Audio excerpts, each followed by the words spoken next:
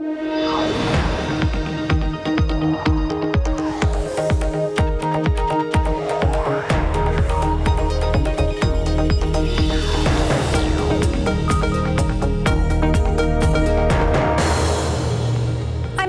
San Francisco, and this is Bloomberg Technology. Coming up in the next hour, Tesla in turmoil. The company now said to be the focus of a criminal investigation into CEO Elon Musk's public statements about private funding, alongside another investigation by the SEC. Plus, a 20-year trade war, Jack Ma's dire prediction over the conflict between China and the U.S. after more tariffs are levied. Apple CEO Tim Cook, however, remains optimistic there will be a resolution. And a small win for Apple in its ongoing patent dispute with Qualcomm. But the chipmaker CEO told us exclusively he thinks the case could be settled this year. First to our top story. Am considering taking Tesla private at $420. Funding secures.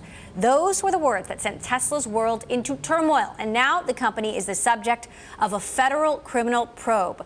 Bloomberg has learned that the Department of Justice opened a fraud investigation after CEO Elon Musk sent that tweet. That means that Tesla is now facing inquiries from both the DOJ and the SEC, all thanks to a tweet about a plan to take Tesla private that's no longer on the table and was maybe never realistic at all. Joining us now from Washington, Bloomberg's Tom Schoenberg, who broke this story. And in New York, we have who else but Bloomberg Businessweek columnist Max Chafkin, who's been covering Tesla and Elon Musk for us for a while now. Now, Tom, we'll start with you. You broke this story. What do we know? Sure. Well, we know at this point that the Justice Department now is asking questions of Tesla regarding the tweets and what were behind it. And we know that anytime the DOJ starts asking questions, things have gotten very serious. How do these types of investigations normally play out? What are the outcomes we can expect? Well, I think it depends on how far this investigation goes. It's quite common for DOJ to run a parallel investigation to the SEC. DOJ would be looking at whether any criminal fraud laws were broken, which would require some type of criminal, some type of intent to deceive investors. And, a lot of times these things can take, several months to play out. And, if anything is found, then you get into a next sort of stage of, what evidence is there and kind of who knew what and potential fines for the company if there was anything, found. I think one issue is whether, how broad this investigation can wind up going. I think Tesla said today they've received queries from the Justice Department, and we're hoping that they could answer all their questions and that this will go away.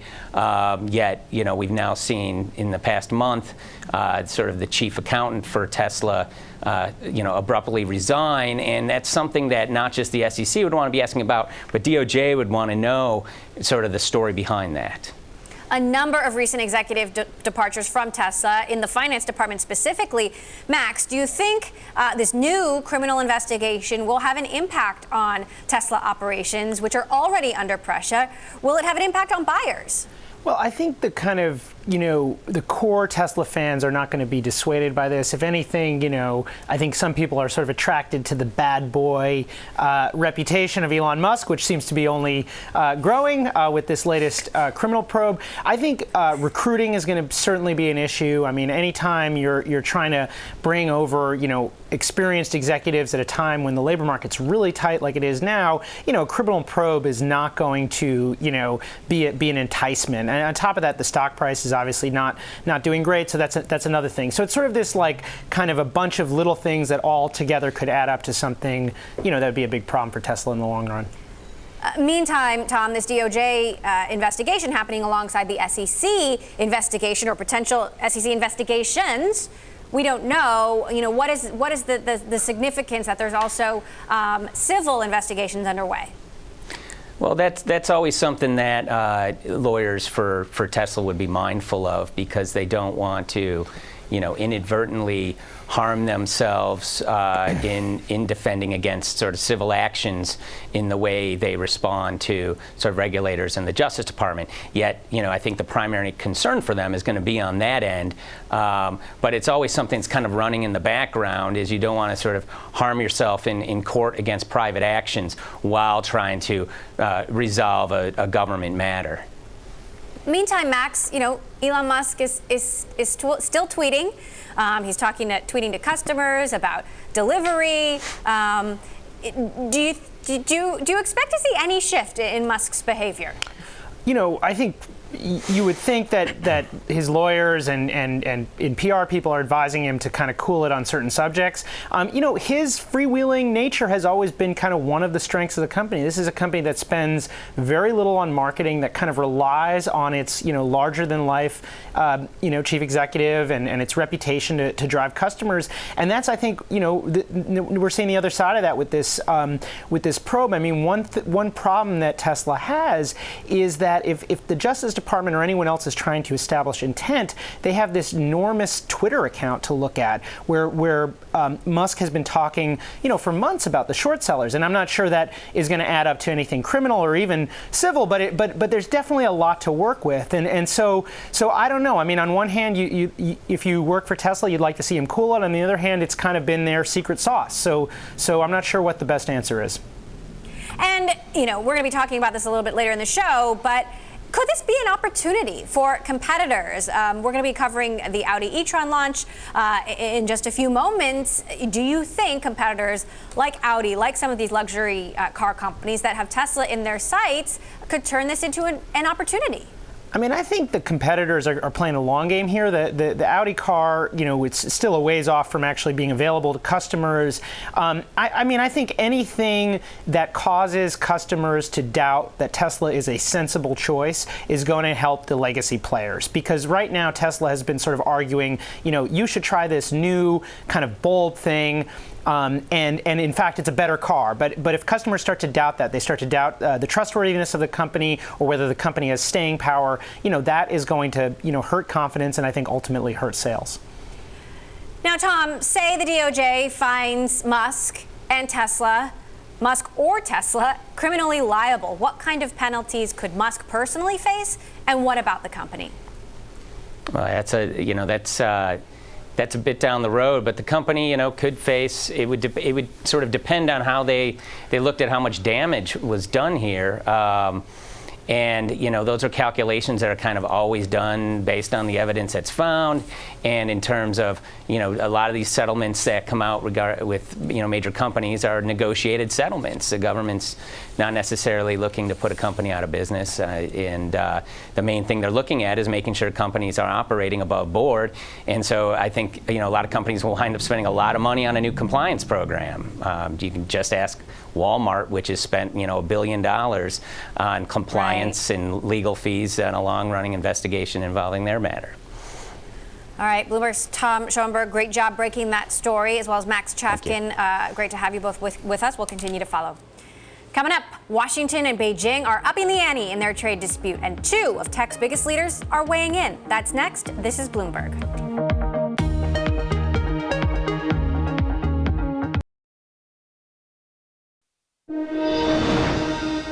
China wasted no time in retaliating against President Trump's latest escalation in their trade dispute. Beijing announced tariffs on $60 billion worth of U.S.-made goods set to take effect on September 24th. This came after Monday's announcement by President Trump that his administration will levy 10% tariffs on about $200 billion in Chinese goods. Those will also take effect on September 24th.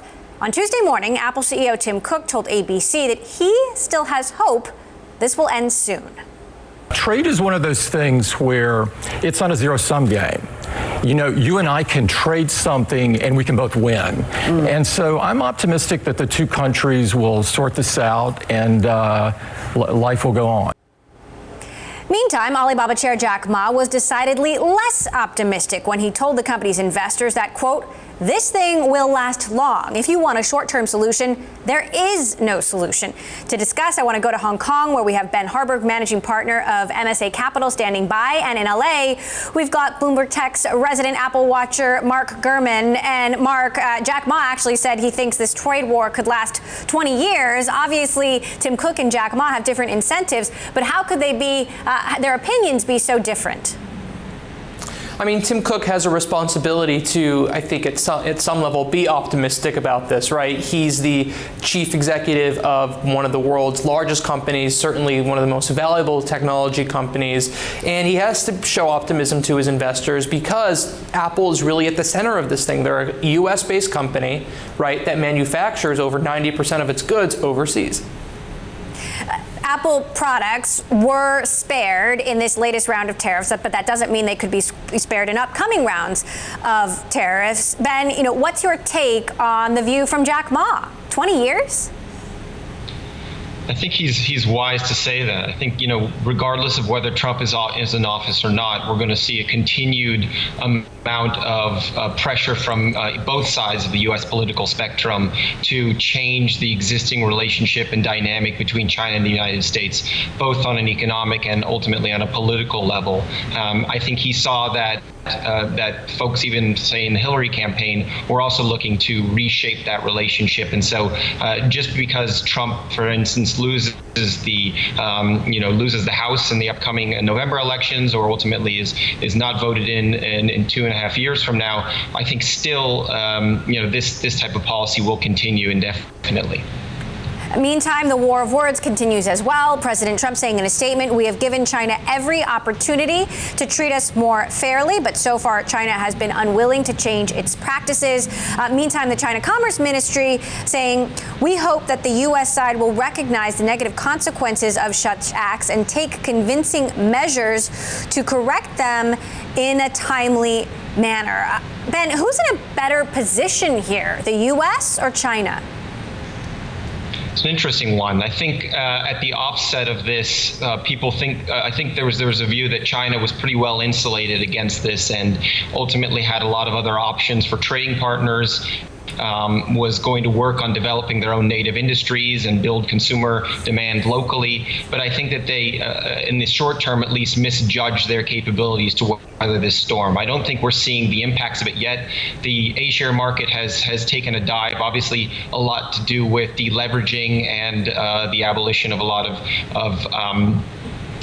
shadow banking institutions, but ultimately I think the effects of this will be seen about a year from now when these policies and the damage in the order books really take effect. And so I think that in the short term, the United States farmers and some of the suppliers of products into China are going to be hurting, but in the longer term, China is going to struggle, I think, with the ramifications of this, particularly if the 25% tax hits starting on January 1st. Mark, talk to us about the impact on tech products so far and the potential impact from the additional $267 billion in goods that the president could tax and has threatened to. So just a little history. On September 5th, Apple put out a letter indicating which products to which tariff codes could be impacted by the previous set of proposals for the $200 billion tariffs proposed by the Trump administration. And the two highlights on there were the AirPods and the Apple Watch. Those are the two most revenue-driving, profitable products on there from Apple. And then yesterday we got news, we actually broke this on Bloomberg yesterday morning, that the Apple Watch and the AirPods would no longer be affected because a certain tariff code for smartwatches, a technology-related code, had been modified to exclude those types of products. So in terms of the tech industry as a whole, anyone who makes products like smartwatches, including Fitbit, Garmin, and of course Apple and the AirPods, they caught a really big break yesterday. So that was some good news for the tech industry. In terms of the $267 billion plan that you mentioned that would be upcoming and it's still in its early development stages, there's no reason to believe that smartphones would be affected at this point. Obviously that can and will probably change depending on what the Trump administration gleans from the comments it receives from these tech companies. And it's important to note that these tech companies do have the opportunity to give their feedback, and I think that was one of the driving factors for the smartwatch tariff code to be removed yesterday. Ben, how is this trade war being covered by Chinese state-run media and viewed by Chinese citizens? It's an interesting one. I think that it varies depending on whether it's coming from the government or from people. Certainly, I think there's an overarching view that there is an attempt to slow Chinese development here, certainly targeting programs like China 2025, which has become a rallying cry, I think, particularly in Washington, to with some of this rhetoric stating that we're trying to prevent China from developing some of those native industries and providing a lot of our components that ultimately might be used by those companies, or IP that's being introduced to those businesses. I think there's a view that the United States is trying to stymie that growth and prevent the achievement of the Chinese dream in the long term. We're not seeing an immediate blowback in terms of Chinese consumers boycotting U.S. products, certainly nothing outright from individuals in the streets, but I think that the local government PR machine has certainly galvanized on this point. I think it's emboldened the hawks locally, who are already advocating a change in their relationship with the U.S. and advocating greater interdependence with the folks in the Belt and Road countries and new trading partners. And so I think in the short term, there's certainly a lot of very negative sentiment around the aim of this program and much less coverage around the key talking points coming from the U.S. side around fairness and reciprocity, the need that certain institutions and WTO agreements be respected, that companies on the 301 list cease actions around IP theft and around forced technology transfer. And so quite a different message over here. All right, MSA's Ben Harburg. Fascinating to hear the view from China there, and our very own Mark Gurman in LA. Thank you both. Coming up, in the race around the moon, will it be the hare or the tortoise who comes out on top? We'll speak to one retired astronaut who knows a thing or two about going orbital. And Bloomberg Technology is live streaming on Twitter. You can check us out at Technology and follow our global breaking news network, TikTok, on Twitter. This is Bloomberg.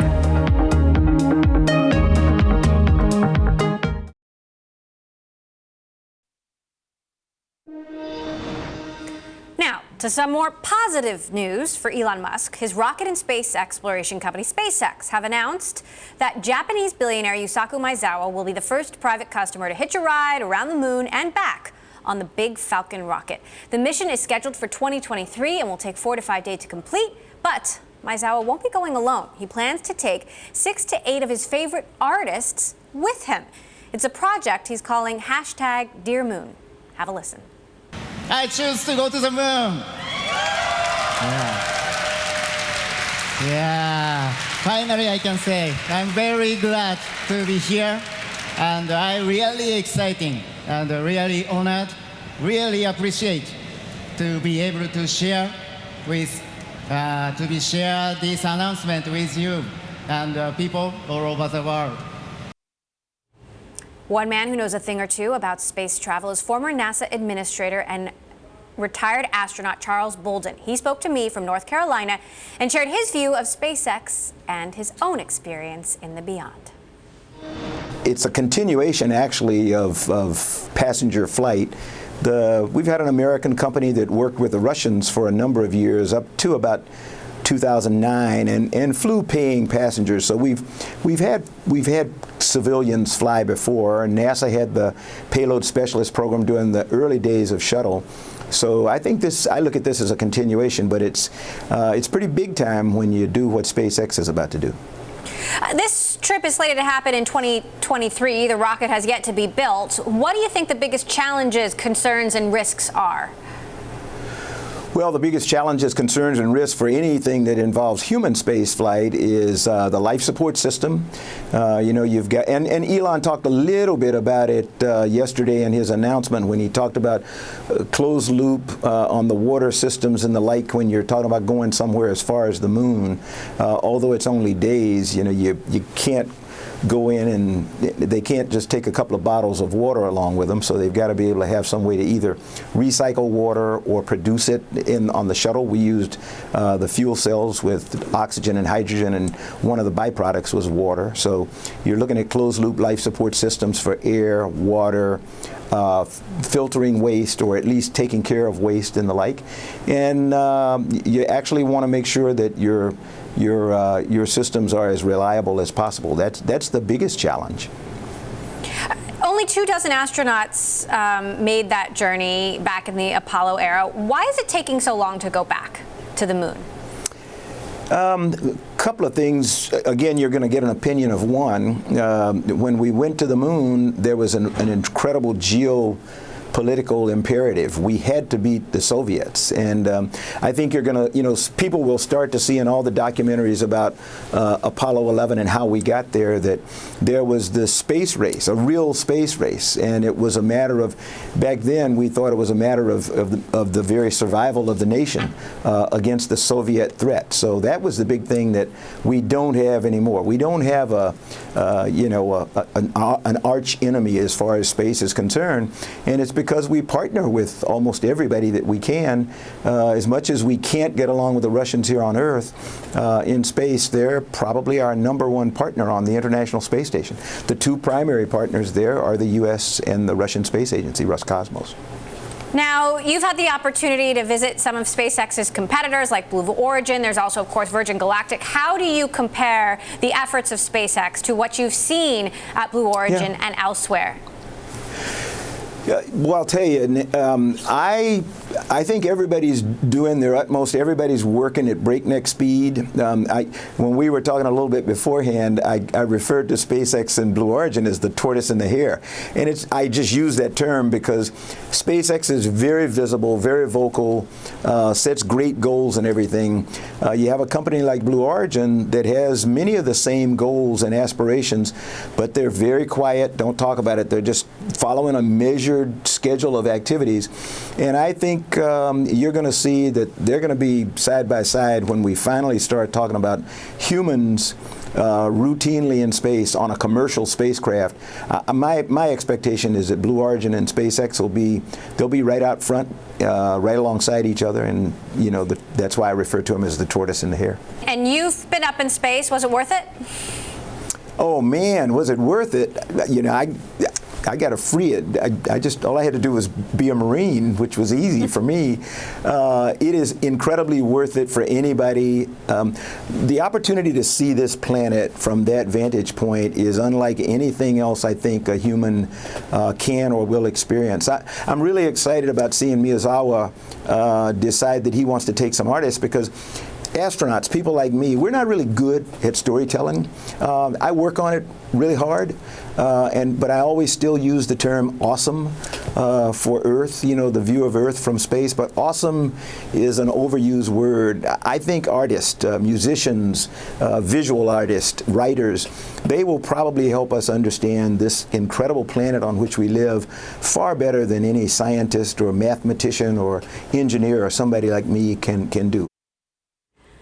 That was former NASA administrator and retired astronaut Charles Bolden talking to me about the SpaceX Big Falcon rocket mission to the moon and back. Coming up, can Qualcomm and Apple make nice? Qualcomm's CEO sure seems to think so, but can he convince Apple? That's next. This is Bloomberg.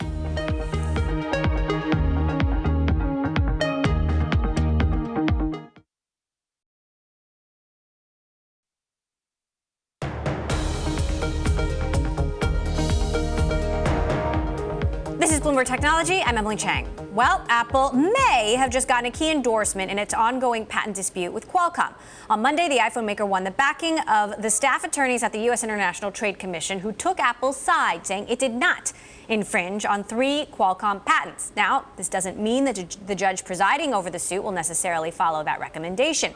Regardless, Qualcomm CEO Steve Mollenkopf told us in an upcoming episode of Bloomberg Studio 1.0 that he thinks there is a chance this case will be settled this year. We have a dispute over the price of IP.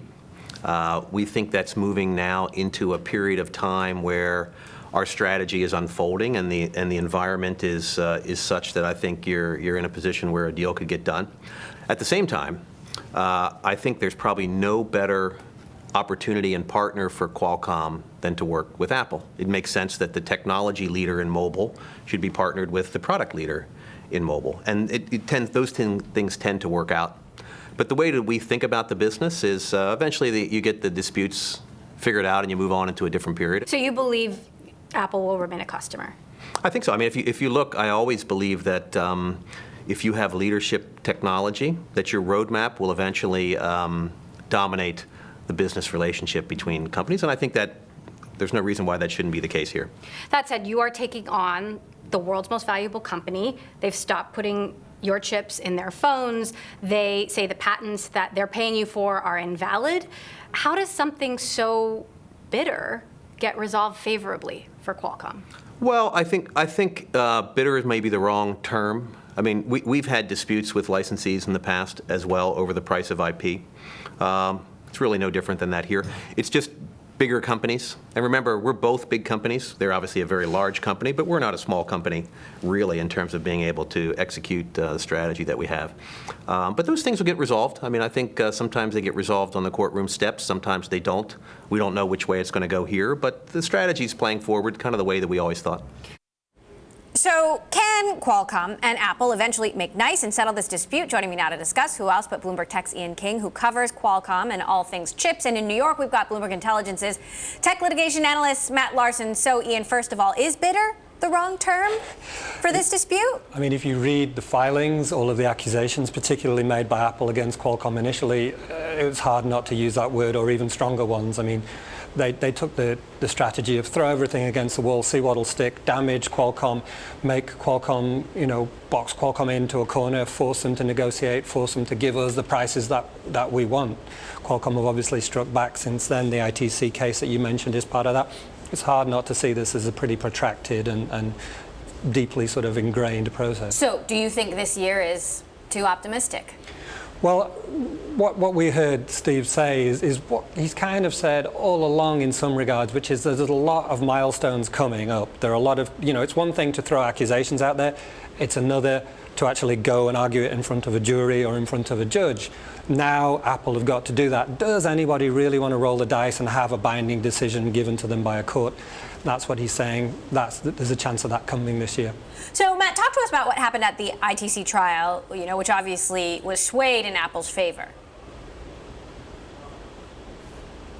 You'd take a look at whether or not the Apple devices, the iPhone, should be blocked from U.S. markets based on infringing a handful of Qualcomm patents. International Trade Commission staff attorneys participate in those investigations. They sit through the deposition, they look at discovery, and they ultimately advise the presiding judge on where they think the case will turn out. In this case, the staff took a look at everything, and they don't think that there's infringement with respect to these 3 patents, and they advised the judge on that. The hearing is continuing through this week, and then after a few months after the evidence is presented, the judge will author an opinion based on everything that was presented. So, incrementally, it's a good sign for Apple. The staff is the only party that's seen this whole dispute from the inside. A lot of it is in confidence and filed under seal. So it's kind of a leading indicator of what the likely outcome is for the judge. So, Ian, if it's a good sign for Apple, is it a bad sign for Qualcomm? Obviously, yeah. I mean, at the same time, Qualcomm have a number of cases, notably in Germany, notably in China, where they want an injunction, where they could possibly get an injunction that says no more iPhone sales, no more iPhone exports. Anything like that is what Qualcomm believes will give it the leverage to force Apple to come to the table. On the flip side, if these cases keep going against Qualcomm, if these judges, if these juries keep saying, no, Qualcomm, we're not interested, we don't believe Apple's infringing, then Apple's in a very strong position to push forward. Matt, put this in the context of the broader dispute that Ian has been talking about that's been going on around the world between Qualcomm and Apple and threatens a huge part of their business, the licensing business. Yeah, so looking at the licensing business, before the Apple dispute, was about 1/3 of Qualcomm's revenue and contributed about 2/3 of profitability. So this is a very high margin business that's critical to Qualcomm's financial performance. In terms of the legal dispute, we've counted up there are over 100 individual legal proceedings that make up this global patent litigation. There are district court litigations, there are administrative proceedings challenging the patents that Qualcomm has asserted. It's looking at both the standard essential portion of Qualcomm Qualcomm's patent portfolio, which has to do with wireless interoperability standards, and then some of the add-ons, which is value that isn't critical to phones, but it's kind of optional. So wide sweeping dispute across a lot of jurisdictions, and I think the timing is, from a litigation perspective, about right when you would tee something up for a resolution. As a lot of these jurisdictions, we're expecting to see decisions kind of at the end of this quarter, beginning of next quarter, and once those start to play out, everybody gets a sense of where the case is going, and reasonable minds are usually able to arrive at a settlement once some clarity is provided by the courts. Now, Steve was pretty clear, Ian, that he believes that Apple and Qualcomm will still be customers after this, and yet Apple is making its own chips and all of the stuff that we mentioned. Yeah. Is it realistic to think that they will still be able to work together after this, and that their relationship will be as strong? If you believe in technology like Steve does, no reason why that wouldn't be the case. Qualcomm have got the best modems. That's a key component that allows the phone to connect to the network. Why wouldn't they want the best of what's out there? Why wouldn't they want an experience that was better or as good as what Samsung or Huawei can have? If you look at things from a more subjective perspective, you might want to say, well, Apple wants the best profits it can get. And clearly, because Qualcomm is expensive, because you have to pay licensing, you have to pay for some of the best chips, why wouldn't they try and do it themselves? Why wouldn't they maximize their own profits? So there's a competing technology versus business argument going on here. Depends whether Qualcomm's technology can be pushed far enough to force Apple to go with it, to mean that the consequences of not using Qualcomm are so great that it can't afford not to do that. I need to be an engineer or a physics major to be able to tell you whether that'll happen. And Matt, Qualcomm has certainly been involved in licensing disputes before, and not just with Apple. Is that the case? That two parties come back to the table and end up working together, and the relationship is just as fruitful? That tends to be the case in these large figure patent disputes. It's always darkest before the dawn. Both Qualcomm and Apple's been in similar disputes as well, with Nokia previously, Ericsson before that. Both of those cases involved multi-jurisdictional disputes. There was just bitter arguing in front of the lawyers, and in the case of Ericsson, I recall Apple's lawyer saying that Ericsson's technology was old and not relevant anymore. And then on the weeks following trial, they resolved for a huge settlement and forward license moving ahead. So we do see these disputes resolve, and the company's kind of shaking hands and proceeding with a fruitful business moving forward. So some of the rhetoric is heightened during the legal dispute. Certainly, you have to make your case, and there's a lot of zealous advocacy going on. But a lot of companies are able to move past that once a reasonable business deal is done, and kind of look forward to future opportunities. All right, Matt Larson in New York, Ian King for Bloomberg here in San Francisco. Thank you both. You can catch the rest of that conversation with Qualcomm CEO Steve Mollenkopf on Bloomberg Studio 1.0 next week, September 26th. We talk about much, much more. You don't want to miss it. Coming up, the electric car wars have begun, and Audi takes aim at Tesla, unveiling a brand new all-electric SUV. Plus, the countdown to the U.S. midterms is on, but will this November just be a repeat of 2016? How officials are cracking down on election security and foreign meddling ahead. This is Bloomberg.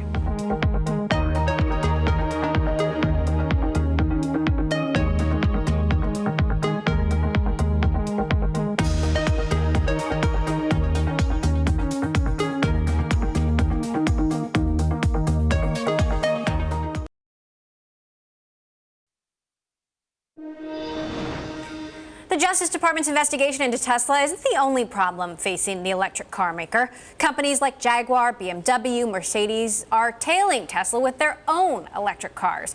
At a launch event here in San Francisco Monday, Audi also joined the race. Take a look. Tesla customers are getting anxious. I noticed it's popping up on Twitter quite a lot. Where is my Model 3? And while Elon Musk promises to deliver, we're building the cars as fast as we can.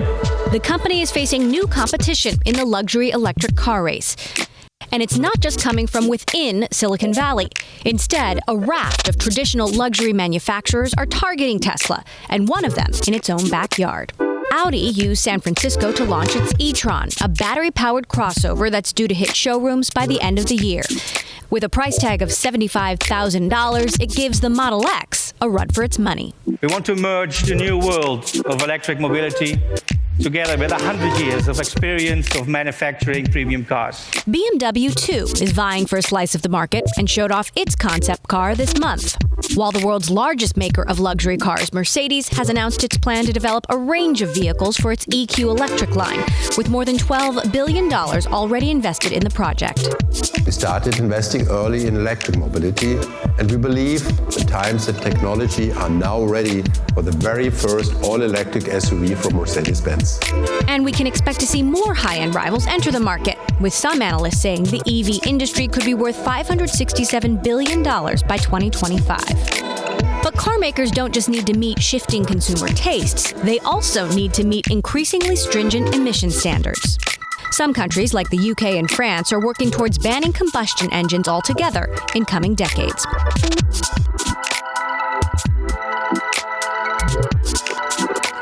Bloomberg's David Weston caught up with Audi's president of America, Scott Keough, for an interview around the launch of this new all-electric SUV e-tron. David started by asking, why now? I think we've hit the perfect time. In my mind, there's sort of three things that have come together. One, the market acceptance is building each and every day. The second thing, of course, we wanted to launch with what we call a proper Audi. Not a quirky car, not a kind of car, a full-stop Audi that's electric. And the third one is the cost situation. You know, with the cost of batteries and the technology, we can put ourselves in a position to make a profit as well. When those three things came together, that's when we want to hit the market. So we feel good about the timing. So let's pursue that question of cost just a little bit. What's the price point roughly on this vehicle, and why did you pick that price point? Because we want to sell this vehicle. That's why we picked that price point, and we want to make a little bit of profit. But the car is $74,800. It competes in what we call the C SUV segment, which is cars like the X5 and the Audi Q7 and Q8 and things like that. So, you know, that is where the market is. It's the largest chunk of vehicles, and we wanted to make sure we put one right in the sweet spot of where the affluent consumer is. Now, this isn't the last Audi all-electric, as I understand. You've got a whole plan now to ramp up several over the next several years.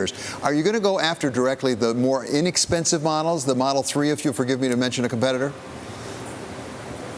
No, that's okay. Look, I think our first three vehicles are going to compete a little bit on the higher end. You know, we'd like to establish ourselves as the premium player in electric before moving downstream. So there's three vehicles we'll be launching in the next year or two. The one you see behind me, of course, the e-tron Quattro. We'll then launch a Sportback, and then we'll just have a magnificent GT. You know, in our minds, it's not a pure play volume game. We'd rather, of course, get the prestige, get the brand, get the recognition, and then we'll work our way downstream with more B-segment cars like the Model 3 and things like that. Are you at all worried you're a little late into the marketplace? I do not, because you know what there is a lot of hype about people saying there's cars, but physical luxury premium cars on the ground, the air is quite thin. There's Tesla, and nothing else has really hit the ground. The Jag hasn't come yet. The Benz showed an unveiling. So there's a lot of hype, but on the market, we'll basically be the second car on the market. So I think we are timed perfectly. And frankly, the market's growing. You know, we anticipate upwards of 300,000 plus electric premium vehicles by 2023. And we want to get a big chunk of that, and I think we can, frankly. So this is costing companies a fair amount of money. We've seen various arrangements made for capital investment now. You saw the SoftBank investment into Lyft, into Cruise for GM. You also saw the Saudi public investment fund yesterday just announced we're going to make a big announcement into a different electric vehicle. Do you have enough resources to make the huge capital investment that's required for electric vehicles? We do. And if you look at our outlay and you look at our plan, you know, Audi has announced outwards of 12 electric vehicles, funded ourselves with our capital and with our cash flow. And the key thing to that is, of course, be a successful company. If you're successful, you generate the revenues to reinvest. And make no mistakes, I think you are right. These are huge technologies that cost a lot of money, from autonomous to electrification, but we believe we can fund it. And the reason we want to fund it is, frankly, these are technologies we want to have in-house, technologies we want to be able to support, because these are going to be future technologies, which means you have to have them under your wings, so you say. So no, we feel we have the capital to develop this with a properly scaled business and a properly scaled company. So Scott, what about that autonomous part? In order to get to mobility, you need not just electric vehicles, but also autonomous part of it. What does this new e-tron have that goes toward autonomous? When will you really be autonomous? This vehicle is a level 2, so it has tremendous amounts of safety systems, brake guards, lane assist, allows you to cruise hands-free, but that is dramatically different from autonomous. As you know, autonomous means technically there's no steering wheel, no pedals at all. You could be sitting in the back seat, and that's a level 5. Frankly, it will be a while before that is happening on American roads. Scott Keough there with David Weston. Well, the electric car wars are heating up. As I said, we'll be covering that more in coming weeks. And coming up, November's midterms are just around the corner. But as both parties fight to win control of Congress, the threat of outside forces meddling with the results remain. We'll discuss how well prepared the U.S. is with less than 50 days to go. This is Bloomberg.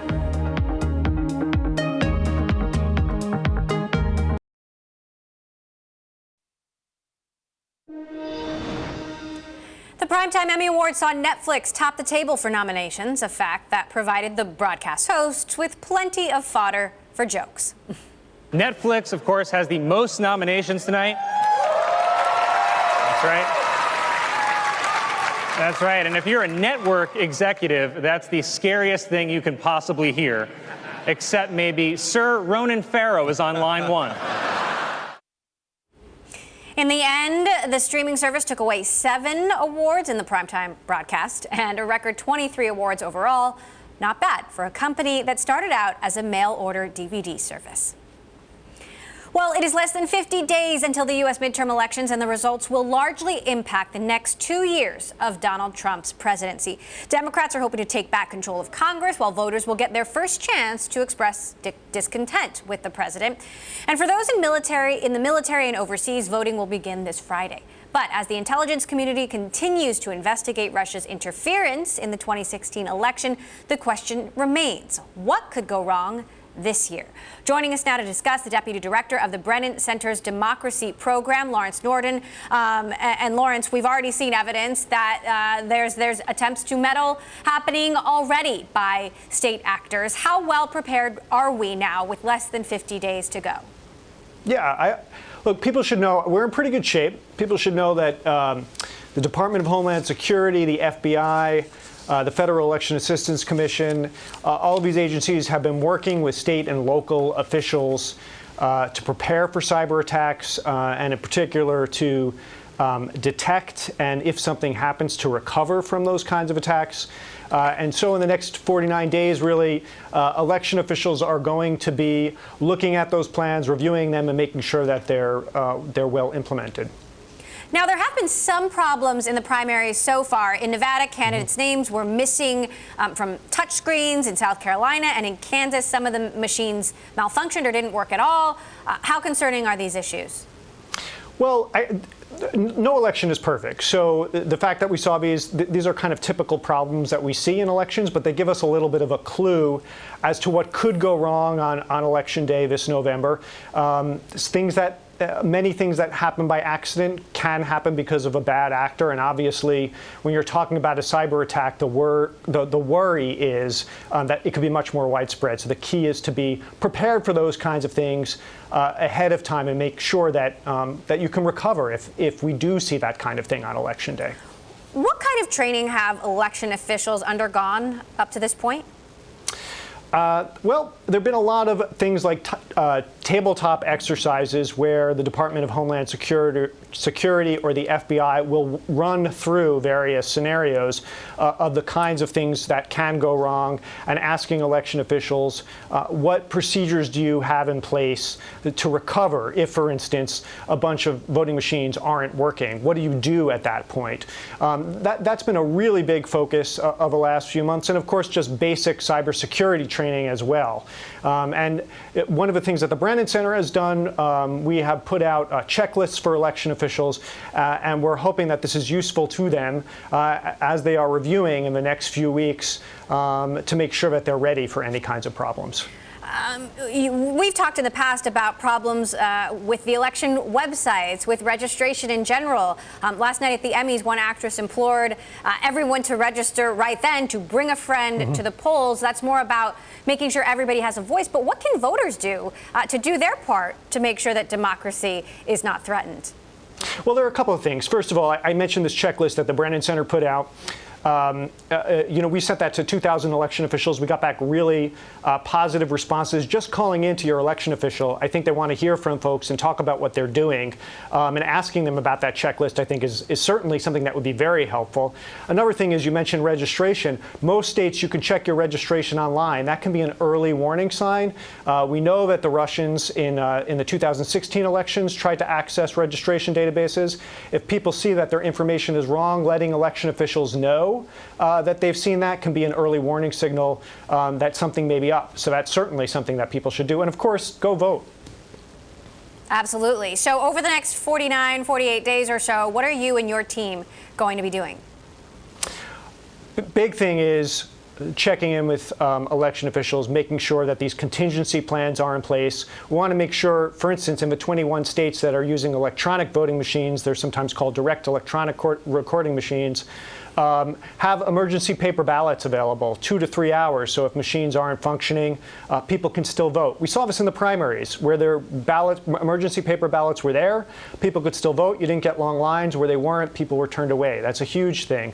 Making sure that all of these plans are in place and that we can carry them out, and that voters have confidence that they can go vote and trust in the outcomes when they come down. All right, Lawrence Norden from the Brennan Center's Democracy Program. Thank you so much for the work you're doing and for joining us here on the show. Thanks for having me. That does it for this edition of Bloomberg Technology. I'm Emily Chang from San Francisco. This is Bloomberg.